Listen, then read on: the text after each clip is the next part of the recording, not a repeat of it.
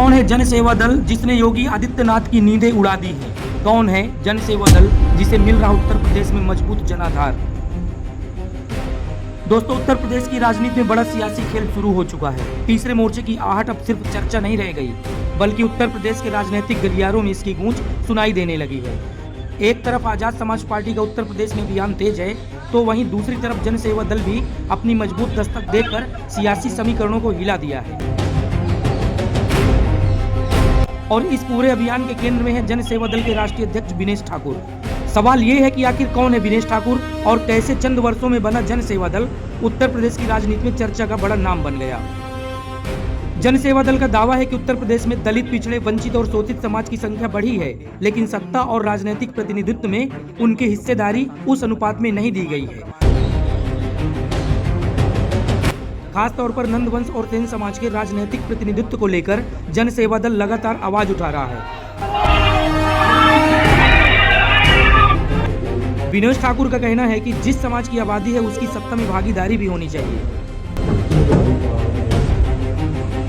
और यही सवाल जन सेवा दल की राजनीति का आधार बनता दिखाई दे रहा है। बाबा साहब भीमराव अम्बेडकर का सामाजिक न्याय, नंदवंश का इतिहास और कर्पूरी ठाकुर के पिछड़ा वर्ग का प्रतिनिधित्व का फार्मूला, इन्हीं मुद्दों को लेकर जन सेवा दल गांव-गांव और समाज के बीच अपनी राजनीतिक जमीन मजबूत करने का दावा कर रहा है। और अब सबसे बड़ा सवाल ये है कि क्या जन सेवा दल सिर्फ एक संगठन है या 2027 के चुनाव की बड़ी राजनीतिक ताकत बनने की एक तैयारी कर रहा है?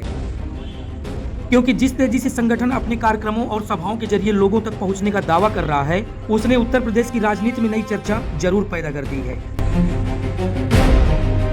जहां एक और उत्तर प्रदेश के मुख्यमंत्री योगी आदित्यनाथ की सभाओं में लोग जाना नहीं पसंद करते, हाल ही में बनारस में हुए सभा पर सैकड़ों लोग भी कुर्सियों पर बैठे नहीं दिखाई दिए। वहीं जन सेवा दल के सभाओं में लाखों की भीड़ उमड़ती है।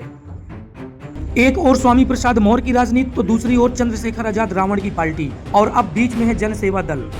अगर इन ताकतों के बीच किसी तरह का मजबूत राजनीतिक तालमेल बनता है तो 2027 में उत्तर प्रदेश का चुनावी गणित निश्चित रूप से बदल सकता है।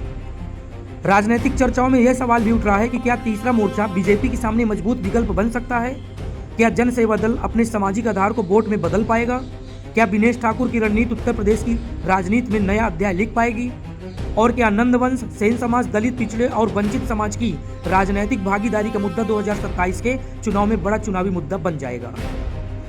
क्योंकि उत्तर प्रदेश में सरकार बनती है तो सिर्फ लखनऊ में नहीं, उसका असर पूरे देश की राजनीति पर पड़ता है। इसलिए 2027 का चुनाव सिर्फ सत्ता का चुनाव नहीं होगा, बल्कि यह भी तय करेगा कि उत्तर प्रदेश की राजनीति में सामाजिक भागीदारी का नया समीकरण बनेगा या पुरानी राजनीतिक व्यवस्था ही कायम रहेगी। जन सेवा दल के बढ़ते प्रभाव ने एक बात तो साफ कर दी है, उत्तर प्रदेश में राजनीतिक की जमीन खाली नहीं है और उस जमीन पर नए खिलाड़ी तेजी से दस्तक दे रहे हैं।